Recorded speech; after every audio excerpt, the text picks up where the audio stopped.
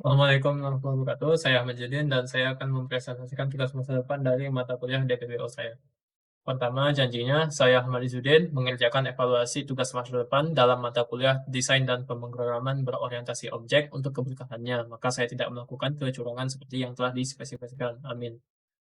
Pertama, saya akan mendemokan eh, kompilasi dan menjalankan programnya. Kompilasinya menggunakan tools Ant karena proyeknya tadi dibuat menggunakan NetBeans ini dan menggunakan build XMLC NetBeans. Jadi dikompilasi secara otomatis.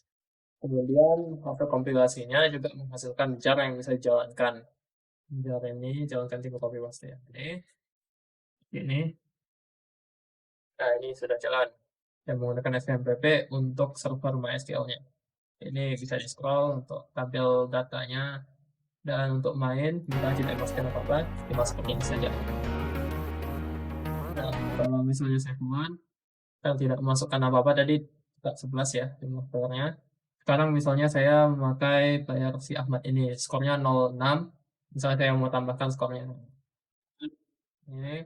Nah, untuk main tadi, saya pencet tombol main. Tapi bisa juga saya mencet enter di text box ini. Nah, seperti ini. Tambah 1, selesai jadi 7. Kemudian sekarang tambah 1, sukses jadi 1. Nah, jika dilihat, Ahmad tadi berubah suksesnya jadi 1 dan failnya jadi 7. Oke, ini saya sebutkan tadi. Kemudian bisa keluar. Kemudian entry point game yang itu sendiri dari fungsi main ini, pertama dia akan nge-setting look and feel dari Java, Java GUI-nya saya menggunakan Nimbus di sini. Kemudian akan membuat menunya itu sendiri. New menu, set visible, request focus biar langsung difokus ke dalam form menunya ini. Bisa masukkan username dan klik tombol main dan keluar. Dan ini untuk tabel database itu sendiri. Pertama, kalau misalnya klik tombol main atau pencet enter pada dalam text box itu, text box username, maka dia akan mengirimkan text box itu ke dalam objek game baru yang akan dikirimkan ke dalam thread baru. Nah, game ini nanti dijalankan karena dia mengimplementasikan runnable. Kemudian menunya akan didispose untuk menghilangkan dari tampilan. Untuk game sendiri, konstruktornya seperti ini. Dia akan membuat model baru untuk menyimpan game state-nya, seperti hal-hal seperti username, presenternya itu sendiri, kemudian game frame-nya yaitu view dari si game ini. Kemudian dia akan membuat objek-objek game seperti player-nya dan levelnya. Nah, karena kita di sini menggunakan model framework MVP, jadi dia harus menyimpan memiliki presenter dan view dan juga eh, si model yang terpisah. Nah, jadi si model ini sendiri dia menyimpan hal-hal seperti dalam kasus ini nah ini XY warna tinggi, lebar dan seterusnya. Nah, di sini dia akan membuat key input baru yang untuk menghandle input key-nya, kemudian akan menambahkan player dan akan menambahkan level-level yang pertama. Dalam kasus ini ada 5 level. Kemudian dia akan menjaga fungsi ini untuk merequest fokus ke canvas yang ini dan akan menambah key listener yang tadi yang kita buat di sini. Kemudian dia akan menjalankan di sini dia akan pergi ke fungsi run di sini. Fungsi run itu sendiri digunakan untuk mengkoordinasikan secara waktu jalannya si game ini. Pertama ada tick yaitu update gamenya itu setiap satu tick itu bisa terjadi beberapa kali 1 detik. Dalam komputer ini saya melakukannya 120 kali 1 detik. 1 detik.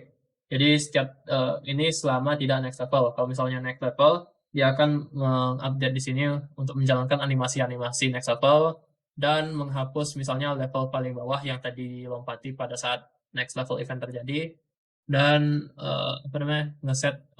nge-reset gamenya itu sesuai karena telah mencapai next level. Kemudian juga ada di sini di fungsi run menjalankan fungsi render yang akan merender gamenya itu. Render ini tidak dalam thread terpisah karena belum ada koordinasi antara thread gitu, belum saya implementasikan. Kemudian di sini ada perhitungan untuk frame setiap detiknya. Pertama kita akan pergi ke fungsi tick yang untuk akun update. Sini dia akan memanggil fungsi tick masing-masing presenter, game object. Jadi sini untuk player, untuk level, dan kemudian juga dia juga akan mengecek apakah ada terjadi tabrakan antara player dengan salah satu level. Misalnya tabrakan player dari atas terhadap levelnya.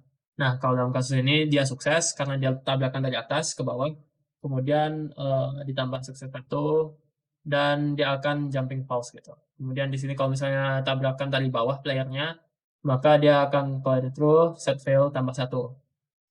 Kemudian di sini pantulannya, jadi velocity si playernya jadi positif karena positif itu ke bawah, jadi pantulan ke bawah. Kemudian di sini juga ada mana ya? Di sini. Si playernya ini kalau misalnya tabrakan dari kiri atau ke kanan, itu nanti kecepatan si X si player itu akan ditambahkan ke kecepatan X si levelnya. Jadi ada seperti momentum gitu. Nah, di sini juga ditambahkan fail karena tabrakannya tidak masuk celah, tidak melewati celah. Selain itu, di sini ya, kalau misalnya dia bertabrakan dari atas tadi, dia akan menyalakan animasi ini. Dia pertama akan menggelapkan dan menerangkan warna si player. Ketika di render itu akan berpengaruh. Nah, di sini dia juga akan menampilkan apa namanya, menggeser si player sesuai dengan tempatnya gitu. Pertama yang harus saya tunjukkan adalah si contohnya player. Jadi ini menggeserkan posisi X si player sejauh velocity X-nya. Begitu juga untuk posisi Y sejauh posisi velocity Y si player.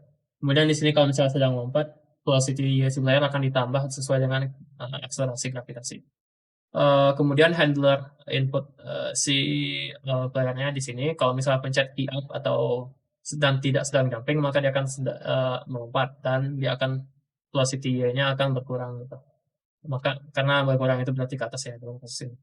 Kemudian kalau misalnya pencet di apa ada key yang dilepaskan, misalnya key left atau key right, maka dia velocity X-nya akan dihentikan. Kalau misalnya dipencet, dia akan dijalankan seperti ini. Itu untuk presenter. Kemudian untuk presenter gamenya, kemudian untuk rendering sendiri itu seperti yang saya sebutkan tadi dijalankan oleh fungsi render di sini. Nah, fungsi render ini dia akan membuat objek grafis baru dari buffer strategi si canvas ini. Kemudian grafis ini akan dikasih ke fungsi grafis masing-masing game object untuk ngeprint ke grafis ini. Jadi contohnya grafis si player, dia akan ngeprint rectangle dengan warna si player ke dalam grafis tadi. Nah, grafis ini juga akan dipasang ke setiap level untuk menggambarkan setiap item itu yang petak-petak dalam level itu, dan menggambarkan petak-petaknya ke dalam, misalnya sini itemnya, petak-petaknya ke dalam grafik tadi. Pertama gambar outline-nya di sini dan ditimpa dengan rectangle dengan warna si rectangle itu sendiri. Kemudian dia akan menggambarkan teks XPS dan teks sukses dan fail-nya di sini juga. Kemudian akan ditampilkan. Oke, yang terakhir di Runnable itu juga ada ini memainkan musik. Musik ini bonus objektif ya. Jadi di sini dia akan mencoba mencari filenya. Di sini filenya saya ambil dari bandsound.com. Kemudian akan di load selama masih dijalankan ininya.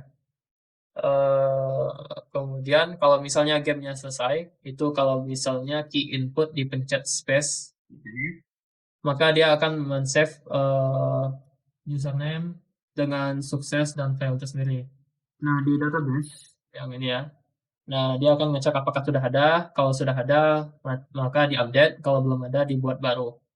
Nah, di sini ada fungsi-fungsi lain. Ini fungsi yang untuk tabel di menu. Kemudian setelah di mana tadi? Oh ya, key input ya.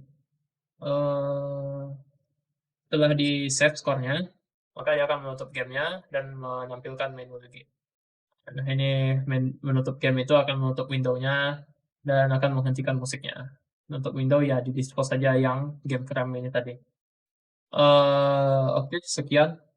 Terima kasih. Assalamualaikum warahmatullahi wabarakatuh.